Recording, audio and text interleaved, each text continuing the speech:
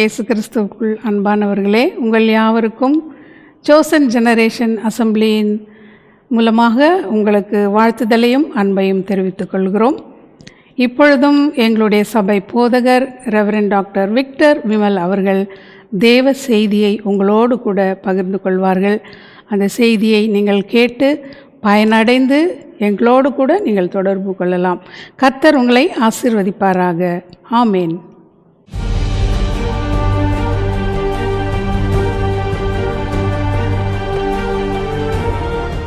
கர்த்தருடைய பரிசுத்த நாமத்திற்கு மகிமை உண்டாவதாக.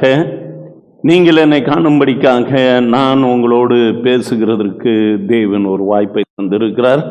அதற்காக நான் தேவனை நன்றியோடு ஸ்தோத்திரிக்கிறேன். இந்த நாளினுடைய செய்திக்கு ஆதாரமாக சகரியா தீர்க்கதரிசன புத்தகம் 3வது அதிகாரம் 1ஆம் வசனத்தை வாசித்து பார்க்கும் பொழுது, அவர் பிரதான ஆசாரியனாகிய யோசுவாவை எனக்கு காண்பித்தார். அவன் கர்த்தருடைய தூதனுக்கு முன்பாக நின்றான். சாத்தான் அவனுக்கு விரோதம் செய்ய அவன் வலது பக்கத்திலே நின்றான்.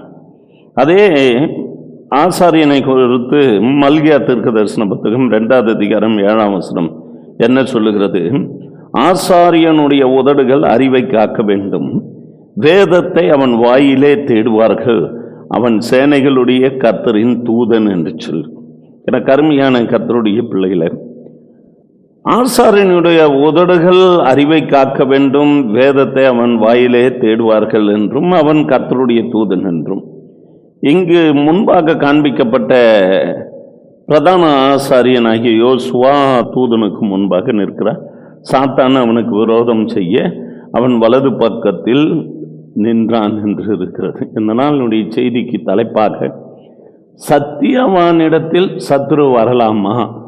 இன்றைய தினம் கர்த்தருடைய பிள்ளைகள் அநேகர் விசுவாச வாழ்வு வந்த பிறகு அவர்கள் பேசுகிற பேச்சுகள், அறிந்தும் அறியாமலும் பேசுகிற வார்த்தைகள், தங்களை பரிசுத்தவான் என்றும் நீதிமான் என்றும் சில வேளைகளில் நினைவு கூர்ந்து பேசுகிற பேச்சுகளை நினைத்து பார்க்கும் பொழுது யோசிக்க வேண்டிய சில காரியங்கள் இருக்கிறது. அதை தெளிவுபடுத்த தான் விருப்பப்படுகிறேன்.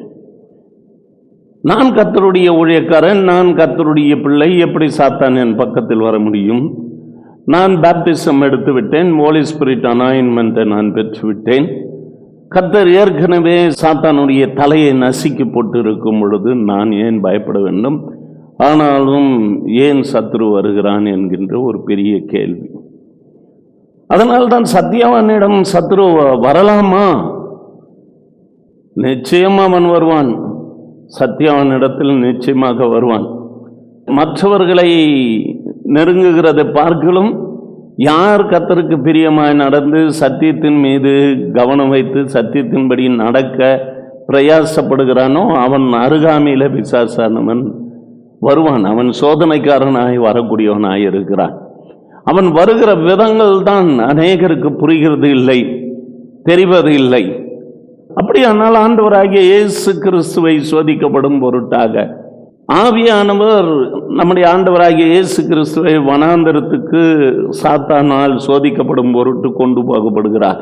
இரட்சகரும் மீட்பரும் சத்ருவாகிய சாத்தானுடைய தலையை நசுக்கப் போகிறவரும் நமக்கு வெற்றி கொடுக்கக்கூடியவரும் ஆகிய நம்முடைய தேவன் என்று பறைச்சாற்றி கொண்டு இருக்கிறமே, அவர் அருகாமையிலேயே சத்துருவாகிய பிசாசானவன் சோதனைக்காரன் வருகிறான் என்றால் நீங்களும் நானும் எம்மாத்திரம் என்கின்றதை கர்த்தருடைய பிள்ளைகள் புரிந்து கொள்ள வேண்டும்.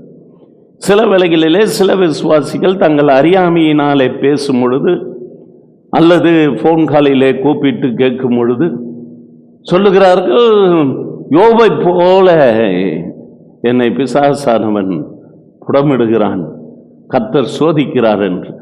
தேவன் பொல்லாங்கினாலே ஒரு விசுவாசியும் சோதிக்கிறது அல்ல. நாம் ஒன்றும் யோபு போல பக்தர்கள் அல்ல. யோபனுடைய வாழ்க்கையிலே தன் பிள்ளைகள் ஏதாகிலும் தவறு செய்திருப்பார்களோ தூஷித்திருப்பார்களோ என்று சொல்லி விருந்து செய்கிற அவருடைய நாள் வரும் பொழுது தேவனை தங்கள் இருதயத்தில் தூஷித்திருப்பார்கள் என்று சொல்லி அவர்களை அழைத்து அனுப்பி அவர்களுக்காக வேண்டி சர்வாங்க தகன பலிகளை செலுத்தினார்களாம். இப்படி பேசுகிற விசுவாசியே, நீ எந்த நாளிலே உன்னுடைய பிள்ளை தேவனை ஒருவேளை தூஷித்திருப்பான் என்று சொல்லி அவனுக்காக பாரப்பட்டு சர்வாங்க தகன பலிகளை செலுத்தி தேவனுக்கு முன்பாக முழங்கால் படியிட்டு ஜெபித்து அனுதினமும் என் பிள்ளை தப்பு பண்ணியிருப்பானோ தெரியவில்லையே என்கின்ற அளவுக்கு அட்லீஸ்ட் யோபினுடைய நிலையில இல்லை என்றாலும் ஸ்தோத்திர பலியாவது இட்டு இருக்கிறோமா என்றால் இல்லை. ஆனால் சொல்லும் பொழுது கர்த்தர் என்னை யோபை போல சோதிக்கிறார் என்று. உங்களை சோதித்து ஒரு பிரயோஜனமும் கிடையாது. ஆனால் ஒரு காரியத்தை சொல்லிக்கொள்ள விருப்பப்படுகிறேன். புரியாமல் இருக்குமானால் புரிந்து கொள்ளுங்கள். சத்தியவானிடம் சத்துரு வரலாமா என்றால் சத்தியவானிடம் நிச்சயமாக சத்துரு வரத்தான் செய்வான். ஆனால் நாம் தான் மேற்கொள்ள வேண்டும். வேதத்தில் அவன் வருகிற தந்திரங்கள் எதுவுமே நமக்கு புரியாது. சாத்தான் இஸ்ரவேலுக்கு விரோதமாய் எழும்பி இஸ்ரவேலை தொகையிடுகிறதற்கு தாவீதை ஏவி விட்டது என்று அவன் செய்கிற காரியங்கள், அவன் நடைமுறைப்படுத்துகிற காரியங்கள், தூண்டிவிடுகிற காரியங்கள் எல்லாம் சமயத்தில் நன்மைக்கு எதுவாயும் அது சரி என்கின்ற அளவில் தான் தோன்றும். ஒரு ராஜா என்று ராஜாங்கத்தை நடத்தக்கூடியவன் தன்னுடைய படைபலத்தை அறிந்து கொள்கிறதுல ஒரு தவறுமில்லை. மக்களுடைய எண்ணிக்கையை அவன் தெரிந்து கொள்கிறதுல தப்பில்லை. ஏனென்றால் அவர்களுக்கு படியாக்கக்கூடியவனாயும் அவர்களுடைய தேவைகளெல்லாம் சந்திக்க வேண்டியும் களஞ்சியத்தில் தானிய வகைகளை சேமித்து வைக்க வேண்டும். இப்படிப்பட்ட சூழ்நிலைகள் எல்லாம் இருக்கிறது. எண்ணியதில் தப்பு இல்லை. என்னாகமம் 1:3 இஸ்ரவேலில் 20 வயது உள்ளவர்கள் முதல் யுத்தத்துக்கு புறப்படத்தக்கவர்கள் எல்லாரையும் அவர்கள் சேனைகளின்படி நீயும் ஆரோனும் எண்ணி பார்ப்பீர்களாக என்று சொல்லப்பட்டு இருக்கிறது. அப்படியானால் எண்ணுகிறதுல தப்பு இல்லை. ஆனால் மறைமுகமாக அவனுக்குள்ளே ஒரு பெருமை வருகிறதற்கு தூண்டி விடுகிற ஒரு அனுபவத்தை நம்ம பார்க்கிறோம். எனவே எனக்கு அருமையான கர்த்தருடைய பிள்ளை, இப்படிப்பட்ட சூழ்நிலையிலே அவனுடைய சோதனையின் நிமித்தம் அவன் கொண்டு வருகிற வேதனைகளின் நிமித்தமாக நீ பின்வாங்கி போவாய். ஆனால் கர்த்தர் உன் மீது பிரியமாய் இருக்க மாட்டார். எபிரேயர் 10:38 சொல்லுகிறது. அதனால தான் தேவன் என்ன செய்தார் என்று சொல்லி பார்க்கும் பொழுது லூக்கா 22:31-32 வாசித்து பார்க்கும் பொழுது கர்த்தர், சீமோனே சீமோனே, இதோ கோதுமையை சுலக்கினால் புடைக்கிறது போல சாத்தான் உங்களை புடைக்கிறதற்கு உத்தரவு கேட்டுக்கொண்டான். நானோ உன் விசுவாசம் ஒழிந்து போகாதபடிக்கு உனக்காக வேண்டிக் கொண்டேன். நீ குணப்பட்ட பின்பு உன் சகோதரரை ஸ்திரப்படுத்து என்று சொல்லி இதை குறித்து டிவியில் வர மெசேஜ் கொடுத்து இருக்கிறேன். உங்களுடைய தனிப்பட்ட விசுவாசத்துக்காக நீங்கள் ஜெபித்து இருக்கிறீர்களா, அல்லது உங்களுடைய தாய் தகப்பன் ஜெபித்து இருக்கிறார்களா, அல்லது உங்களுடைய தாய் தகப்பனுடைய விசுவாசத்திற்காக நிலைப்படுகிறதற்காக ஸ்திரப்படுத்துகிறதற்காக பிள்ளைகள் ஜெபித்து இருக்கிறார்களா என்றால் விசுவாசத்திற்காக யாரும் ஜெபிக்கிறதில்லை. கேட்டால் நான் விசுவாசி என்கின்ற அந்த உரிமையை கிறிஸ்துவ மக்கள் மாத்திரம்தான் பெற்றிருக்கிறார்கள். மற்றவர்கள் யாரும் பெறவில்லை. ஏனென்று சொன்னால் இவர்கள் கேட்கிற கேள்விகளையே பார்த்து புரிந்து கொள்ளலாம். நீ விசுவாசியா என்று கேட்பார்கள். ரட்சிப்பை பெற்றியா என்பார்கள். பரிசுத்த ஆவியை பெற்றீர்களா என்று கேட்பார்கள். இந்த கேள்விகள் தொடுக்கப்படுகின்றது ஒவ்வொன்றும் இங்கு கிறிஸ்துவ சமுதாயத்தில் மாத்திரம்தான். ஆனால் அந்த விசுவாசத்தில் அவர்கள் நிலை கொள்ளுகிறார்களா என்றால் இல்லை. ஆனால் தன்னை அறியாதபடிக்கு இது தங்களிடத்தில் காணப்படுகிற ஒரு காரியம், சத்துரு எப்படி வருவான், ஏன் எனக்கு இந்த சோதனை, ஏன் எனக்கு இந்த பாடுகள் என்று. கர்த்தருடைய பிள்ளையை நிச்சயமாக சத்தியவனிடத்தில் சத்துரு கட்டாயம் வருவான் என்கின்றதை புரிந்து கொள்ளுங்கள். இதில் கர்த்தர் அனுமதிக்கிற சில காரியங்கள், கர்த்தரால் வரவிடப்பட்டு இருக்கிற காரியங்கள், கர்த்தர் அனுப்புகிற சில காரியங்கள், கர்த்தரே அவனுக்கு போதனைகளை கொடுக்கிறதும், இப்படி சில காரியங்களை பார்க்கும்போது விசுவாசிகளுடைய வாழ்விலே சோதனைகள், வேதனைகள், வியாதி, போராட்டம், பிரச்சனைகள் இவைகளெல்லாம் ஏன் வருகிறது என்கின்றதை நாம் ஃபைண்ட் அவுட் பண்ணுகிறது மிக முக்கியமான ஒரு காரியம். யோபனுடைய புஸ்தகம் 1:12 வாசித்து பார்க்கும் பொழுது கர்த்தர் சாத்தானை நோக்கி, இதோ அவனுக்கு உண்டானவைகள் எல்லாம் உன் கையில் இருக்கிறது, அவன் மேல் மாத்திரம் உன் கையை நீட்டாது என்றார். அப்போது சாத்தான் கர்த்தருடைய சந்நிதியை விட்டு புறப்பட்டு போனான் என்று சொல்லி பார்க்கிறோம். இங்கு சாத்தான் உலகம் எங்கும் சுற்றி வந்து தேவ சமூகத்தில் நிற்கும் பொழுது, என் பக்தனாகிய யோபின் மீது கவனம் வைத்தாயா, அவன் உத்தமன் சன்மார்க்கன் என்று சொல்லும் பொழுது உடனடியாக அவன் போய் பார்க்கான். சுற்றிலும் வேலி அடைத்து பாதுகாக்கப்பட்டு இருக்கிற நிலைமையை உணர்ந்த உடனே அவன் சொல்லுகிறான், அவனுக்கு உண்டானவைகள் எல்லாவற்றையும் நீர் வேலி அடைத்து பாதுகாக்கவில்லையா என்று கேட்கிறான். அப்போது கர்த்தரிடத்தில் அனுமதி பெற்று யோபை சோதிக்கிறான் சாத்தான். அது போன்று ஒருவேளை கர்த்தர் உன்னுடைய வாழ்க்கையில கர்த்தர் அனுமதித்திருப்பாரானால், ஆனால் அந்த அளவுக்கு யோபை போல நம்ம பக்தி உள்ளவர்களும் சர்வாங்க தகன பலிகளை இட்டு தேவனை மகிமைப்படுத்தக்கூடியவர்களாயும், ஒருவேளை என் பிள்ளை தவறு பண்ணியிருப்பானா, இன்றைய நாட்களில் தான் பிள்ளைகளை பற்றிய கவலையப்படுறதில்லை, எங்கேயாவது எப்படியாவது போகட்டும். படிக்கிற பிள்ளைகள் கூட 6வது 5வது வகுப்பு கூட செல்போன் வைத்து இருக்கிறாங்க. ஒரு பையன் ஃபோன் பண்ணி சொல்கிறான், என்னப்பா ஃபோன் வச்சுட்டு இருக்கியான்னு. நான் ஆண்ட்ராய்டு ஃபோன் வச்சுட்டு இருக்கிறேன். பிள்ளைகளுடைய டெவலப்மெண்ட் ரொம்ப அதிகமாக இருக்குது.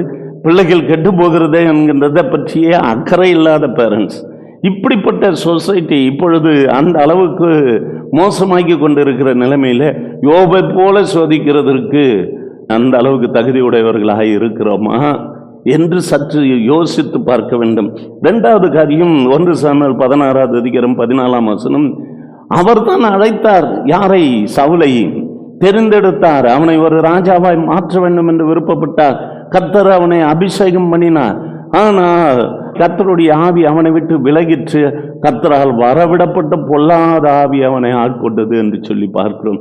சத்தியவான் ஆயிற்றே, தேவனால் தெரிந்து கொள்ளப்பட்ட முதல் ராஜாவாயிற்றே.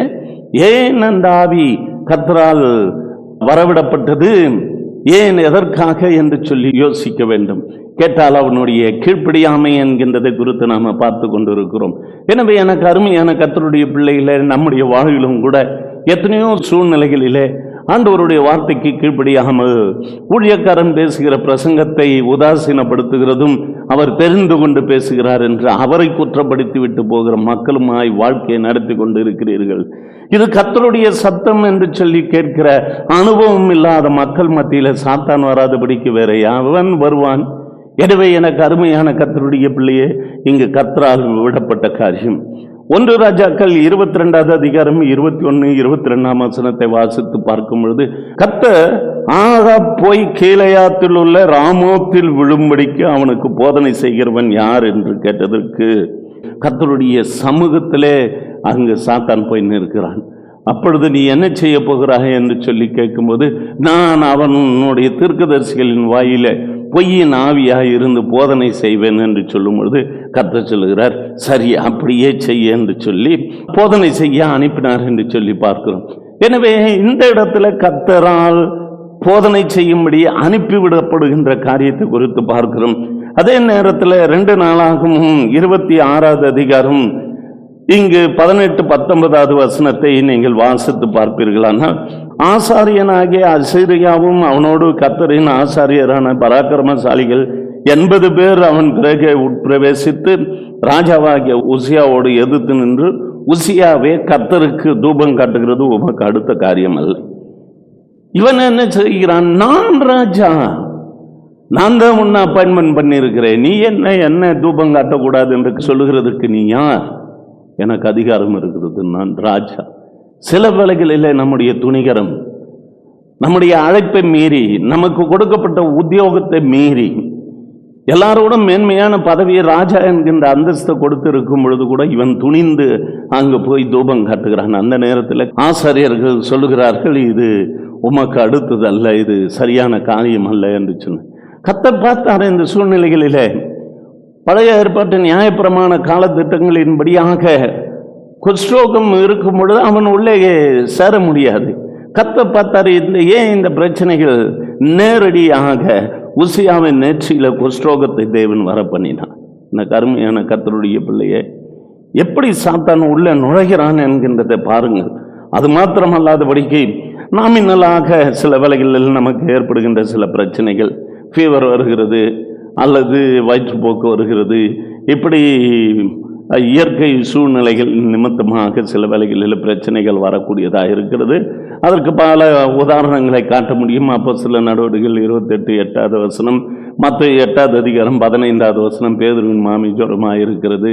இப்படி எல்லா வசனங்களை நீங்கள் வாசித்து பார்க்கும்போது சில வேளைகளில் இந்த ஏர் பொல்யூஷன், வாட்டர் பொல்யூஷன் இதனால் உண்டாகுகின்ற காரியங்கள் சில வேளைகளில் பிரச்சனைகளை உருவாக்கக்கூடியதாக இருக்கிறது.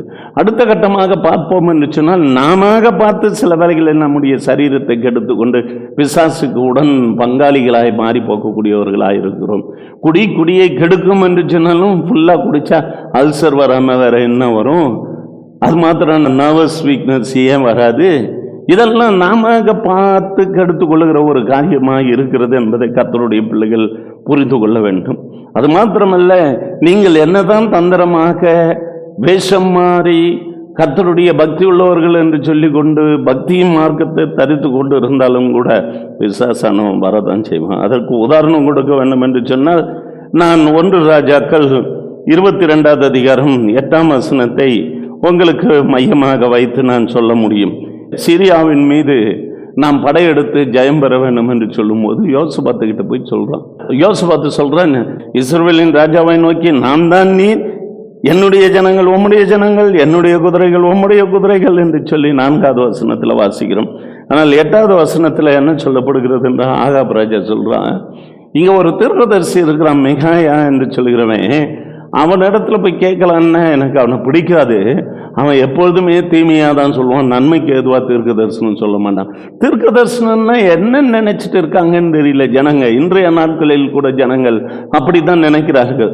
கர்த்தர் பேசுகிறதற்கு தன்னை ஒப்பு கொடுக்கிறதில்லை. அவர்களுடைய விருப்பம் நிறைவேறுகிறதற்கு ஏற்ற வண்ணமாக யாராகிலும் தீர்க்க தரிசனம் சொன்னாங்கன்னா அவர் நல்லவருன்னு சொல்லுவாங்க.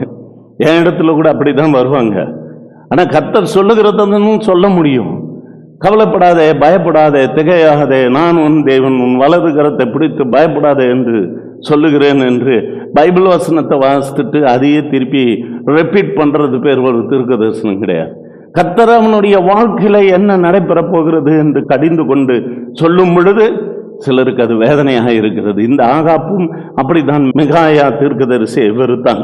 அப்படி வெறுக்கும் பொழுது யுத்த காலத்தில் நெருக்கம் ஏற்பட்ட உடனே இவர்கள் வேஷம் மாறி போனார்கள். இதில் இஸ்ரவேலின் ராஜா யோசபாத்தை நோக்கி, நான் வேஷம் மாறி யுத்தத்தில் பிரவேசிப்பேன், நீரோ ராஜவஸ்திரம் தரித்திரும் என்று சொல்லி இஸ்ரவேலின் ராஜா வேஷம் மாறி யுத்தத்தில் பிரவேசித்தான். வந்தவர்கள் எல்லாரும் நினைச்சாங்க, இவன் தான் இஸ்ரவேலின் ராஜா என்று சொல்லி. அவனிடத்தில் யுத்தம் நெருங்கும் பொழுது இவன் கதறான், ஐயோ ஐயோ நான் கிடையாது, நான் யோசபாத்து, நான் யூதாவின் ராஜா, இஸ்ரவேலின் ராஜா அல்ல என்று. அன்எக்ஸ்பெக்டடாக ஏதோ ஒருவன் நினையாமல் வில்லை ஞானேற்றி எய்தான். அது இஸ்ரவேலின் ராஜாவினுடைய கவசத்தின் சந்துகளுக்குள் பட்டது. அப்பொழுது அவன் தன் சாரதியை பார்த்து, நீ திரும்பி என்னை இராணுவத்துக்கு அப்பால் கொண்டு போய் எனக்கு காயம்பட்டது. அவன் இறந்து போனான். என்ன, எப்படி இந்த சத்துரு வருகிறான், எப்படி இந்த போராட்டம் வருகிறது? என்னதான் நம்ம வேஷம் மாறி சத்தியவான போல காணப்பட்டு மாறுவேடம் கொண்டாலும் கூட ஏதோ சத்ருவாகிய பிசாசானவன் உன்னை அறிந்திருக்கிறான். எனவே எனக்கு அருமையான கர்த்தருடைய பிள்ளைய, ஆபிரகாமுடைய வாழ்க்கையை எடுத்துக்கொள்வோம். இப்படி பல காரியங்களை உங்களிடத்தில் சொல்ல விருப்பப்படுகிறேன். ஆபிரகாமை ஆண்டவர் அழைத்தார், பேர் சொல்லி அழைத்தார். அவனை அழைத்த போது அவன் வார்த்தைக்கு கீழ்ப்பட்ட ஆபிரகாம் என்ன செய்தார் என்று சொல்லி ஆதியாகமம் 12வது அதிகாரம் 8ஆம் வசனத்தை வாசித்து பார்க்கும் பொழுது, அவன் ஊர் தேசத்தை விட்டு புறப்பட்டு போய் பின்பு அவன் அவ்விடம் விட்டு பெயர்ந்து பெத்தேலுக்கு கிழக்கே இருக்கும் மலைக்கு போய், பெத்தேலு தனக்கு மேற்காகவும் ஆயிக்கு கிழக்காகவும் இருக்கிற கூடாரத்தில் அங்கே போட்டு குடிபெயர்ந்தான். அங்கே இருந்தான். அங்கே ஒரு பலிபீடத்தையும் கட்டினான். திடீரென்று பஞ்சம் ஏற்பட்ட உடனே அவன் ஆண்டவரிடத்தில் கேட்காம எகிப்து தேசத்துக்கு புறப்பட்டு போகிறான். அங்கே ஏற்பட்ட பிரச்சனை என்ன? அங்கே இருக்கக்கூடிய பார்வோன் அந்த ஸ்திரீ எகிப்துக்கு வந்த பொழுது அந்த ஸ்திரீ மிகவும் அழகுள்ளவள் என்று சொல்லி அரண்மனைக்கு கொண்டு போனான். இது தேவையா? எனக்கு அருமையான கர்த்தருடைய பிள்ளையே, கர்த்தர் அவனுக்கு சொப்பனத்தில் பேசி அவளை மீட்டெடுத்து கொண்டு வந்து அவன் கையில் ஒப்பு கொடுத்த பொழுது 13வது அதிகாரம் 3ஆம் வசனத்தை நீங்கள் வாசித்து பார்ப்பீர்களானால், அவன் தன் பிரயாணங்களில் தெற்கே இருந்து பெத்தேல் மற்றும் பெத்தேலுக்கு ஆயிக்கும் நடுவாக தான் முன்பு கூடாரம் போட்டதும் அங்கு பலிபீடத்தை உண்டாக்குமான அந்த ஸ்தலத்துக்கு போனான்னு. நீ முதல்லையே அந்த இடத்துலையே இருந்திருக்கலாம். அழைத்தவர் உண்மை உள்ளவர், முடிவு புரிந்தும் நடத்துவார். நீ போனதன் நிமித்தமாக, மீறினதன் நிமித்தமாக இந்த பிரச்சனையை சந்திக்க வேண்டியதாக இருந்தது. ஆபிரகாமுடைய வாழ்க்கையில கூட தான் பிரச்சனைகள் ஏற்பட்டது. இந்த சோதோம் கோமோர பட்டணம் அழிக்கப்படுகிறதற்கு முன்பாக அது ஏதேன் தோட்டத்தை போல இருந்தது என்று சொல்லி ஆதியாகமம் 13:10 19வது அதிகாரத்தை நீங்கள் வாசித்து பார்ப்பீர்களானால், அவனையே 4 ராஜாக்கள் படையெடுத்து வந்து அவனையும் அவனுடைய மனைவி பிள்ளைகள் அவனுக்கு உண்டான உடைமைகளை எடுத்து கொண்டு போகிறார்கள். ஆபிரகாம் தான் மறுபடியுமாக யுத்தம் செய்து அவனை மீட்டெடுத்து வருகிற ஒரு காரியம். ஏன் இந்த பிரச்சனை? எதற்காக காரணம் என்று சொன்னால், சுயம் மானசம் தன் கண்களின் இச்சைகளுக்கு ஏற்ற பின்னமாக நடக்கும் பொழுது ஏற்படுகிற காரியம். ஆரோனுடைய காரியத்தை குறித்து யாத்திராகமம் 32வது அதிகாரத்தில் நீங்கள் வாசித்து பார்ப்பீர்கள். ஆனால் அவனுக்கு ஒரு முக்கியத்துவம் கொடுக்கப்பட்டது. மோசேவுக்கு என்ன நேர்ந்ததோ தெரியவில்லை, இவ்வளவு நேரமாகியும் இவ்வளவு நாட்களாகியும் அவர் வரவில்லை என்று சொல்லி ஆரோனிடத்தில் கூட்டம் கூடி ஜனங்கள் என்ன செய்தார்கள்? எகிப்து தேசத்திலிருந்து எங்களை அழைத்து கொண்டு வந்த மோசேக்கு என்ன நடந்ததோ அறியமா, அதெல்லாம் நீர் எங்களுக்கு முன் செல்லும் தெய்வங்களை எங்களுக்காக உண்டு பண்ணும் என்று சொன்ன உடனே என்ன ஜனங்க எப்பொழுதுமே இப்படித்தான் இருக்கிறார்கள். தலைவா, இனிமேல் நீர் தான் தலைவர் அப்படின்னு ஒரு பதவியை கொடுத்த உடனுமே தலைக்கால் தெரிகிறதில்லை. இம்மட்டுமாக நடந்து வந்த காரியங்களை எல்லாவற்றையும் மறந்து விடுகிற ஒரு அனுபவம். நமக்கு ஒரு போஸ்ட் கிடைக்கிறது, அதனால நாமும் கூட அவர்கள் சொல்லுகிறது போல செய்வோம் என்று தேவன் நடத்தி வந்த அற்புத அடையாளங்களை எல்லாவற்றையும் மறந்துவிட்டு கன்றுக்குட்டியை வார்ப்பித்த ஒரு காரியத்தை குறித்து பார்க்கிறோம். இந்த இடத்துல பெருமையும் புகழ்ச்சியும் தனக்கு கிடைக்கக்கூடிய மேன்மையின் நிமித்தமாக ஆண்டவரை மறந்து வாழுகிற ஒரு சூழ்நிலைகளை பார்க்கிறோம். யோசுவாவினுடைய காரியத்தை குறித்து பார்ப்பீர்கள். ஆனால் ஆயுப்பட்டணம் இருக்கிறதா, அதை போய் பிடிக்க வேண்டும் என்று சொல்லி சில பிரதிநிதிகளை அனுப்பும் பொழுது வேவு பார்க்கிறதற்காக பார்த்துவிட்டு திரும்பி வந்த ஜனங்கள் எல்லாரும் அங்கே போக வேண்டிய அவசியம் இல்லை, 2000-3000 பேர் போனால் ஆயை முறிய அடிக்கலாம் என்று சொல்லி நடந்த சம்பவம். முறிய அடிக்கப்பட்டு இவர்கள் தான் திரும்பி ஓடி வந்தார்கள். வேற வழி இல்லை என்று சொல்லி காலையிலிருந்து சாயங்காலம் வரைக்கும் முகங்குப்புற தேவ சமூகத்தில் விழுது அழுது புலம்பிக் கொண்டிருந்தாங்க. காரணம் என்ன? ஏன் இந்த நிலைமை? ஏன் இந்த சோதனை? ஏன் முறியடிக்கப்படுகின்ற நிலைமை? தன்னை அறியாமல் தனக்குள்ள காணப்பட்ட ஒரு மேட்டிமை, தானாக போடுகின்ற ஒரு சில கால்குலேஷன். எரிகப்பட்டணத்தையே வீழ்த்து விட்டோம், ஆற்றால் இந்த ஆய்பட்டணத்துக்கு ஒன்லி 2000-3000 மெம்பர்ஸ் இருந்தால் போதும்னு சொல்லிட்டாங்க. போ அடி நொறுக்கு. இப்படி சில வேலைகளில் நம்முடைய பெருமிதமான பேச்சுகள் எல்லாவற்றையும் மறந்து ஜீவிக்கிறது. ஆரம்ப காலத்தில் ஆண்டவரிடத்தில் கேட்டு பழகின நாமும் சில வேலைகளில் அதை மறந்து வாழ்கிற சில சூழ்நிலைகள் ஏற்படுகிறது. எனவே எனக்கு அருமையான கர்த்தருடைய பிள்ளையே, சாத்தான் வருவானா என்றால் இப்படிப்பட்ட சில காரியங்கள் நிமித்தமாக நிச்சயமாக அவன் வரக்கூடியவனாக தான் இருக்கிறான். ஆபிரகாமின் குமாரத்தியை சாத்தான் கட்டி போட்டு இருக்கிறான். அவளை கட்ட அவிழ்த்து விட வேண்டியதல்லவா என்று கர்த்தர் கேட்கிறார். லூக்கா 13வது அதிகாரம் 16ஆம் வசனம். ஆபிரகாமின் குமாரத்தி என்றால் என்ன? விசுவாசத்தின் தகப்பன். அவர்களுடைய கொள்கையை பயன்படுத்தி விசுவாசத்தில் வாழ்ந்து கொண்டு இருக்கிற நாம் எல்லாரும் தான் விசுவாசத்தின் குமாரர் குமாரத்திகளாக இருக்கிறோம். நம்மை சாத்தான் நிச்சயமாக ஆட்கொள்வான் என்கின்றதை கர்த்தருடைய பிள்ளைகள் புரிந்து கொள்ள வேண்டும்.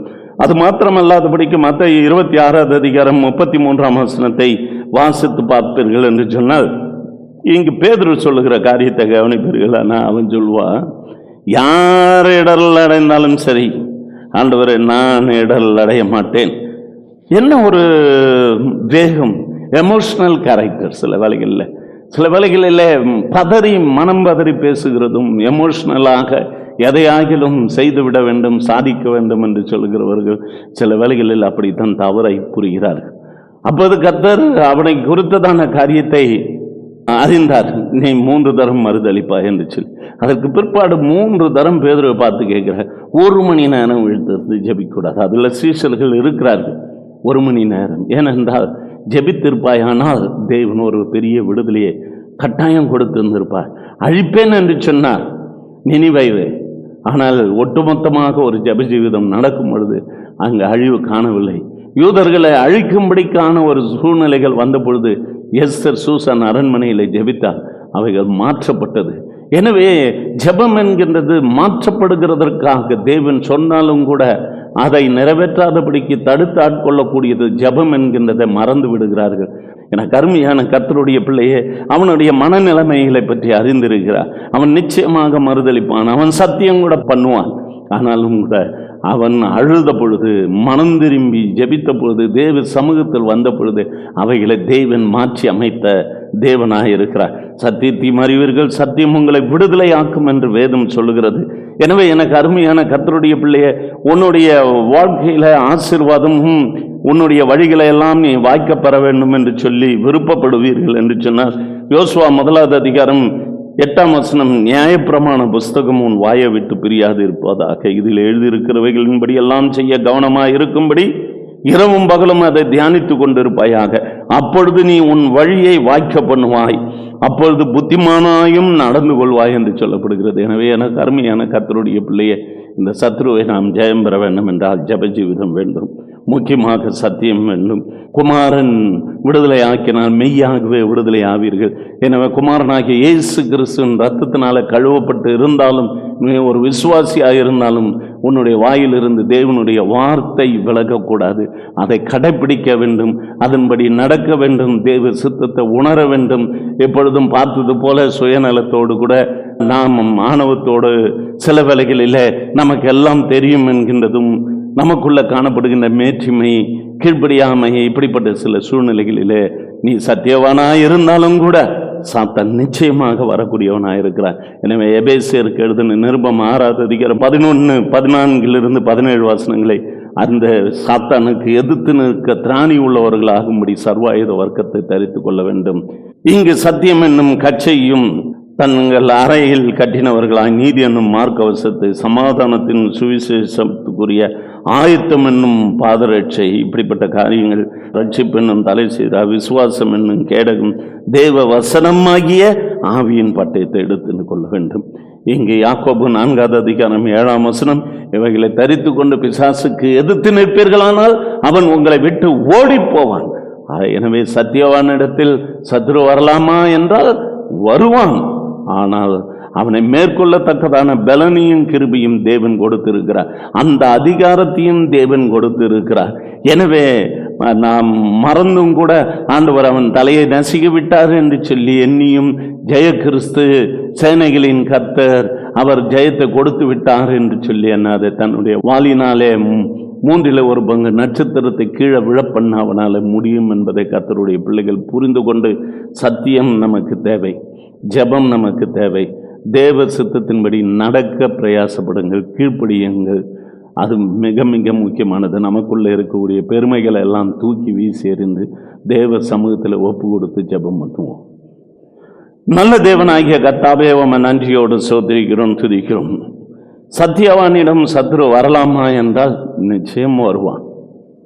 பிரதான ஆசாரியனிடத்தில் வந்திருக்கும் பொழுது இன்னுமாய் கர்த்தரால் வரவிடப்பட்ட ஆவியை பற்றியும், போதனை செய்யக்கூடிய ஆவியை பற்றியும், இன்னுமாய் வேஷம் மாறி நடந்தாலும் கூட விடாது பிடிக்கக்கூடிய சத்ருவை பற்றியும், ஆபிரகாமுடைய வாழ்வில் ஏற்பட்டது, லோத்துக்கு ஏற்பட்ட சம்பவம், ஆரோனுக்கு ஏற்படுத்தப்பட்ட சம்பவம், யோசுவாவினுடைய வாழ்க்கை, இன்னும் அநேக காரியங்களை எடுத்து காட்டலாம்.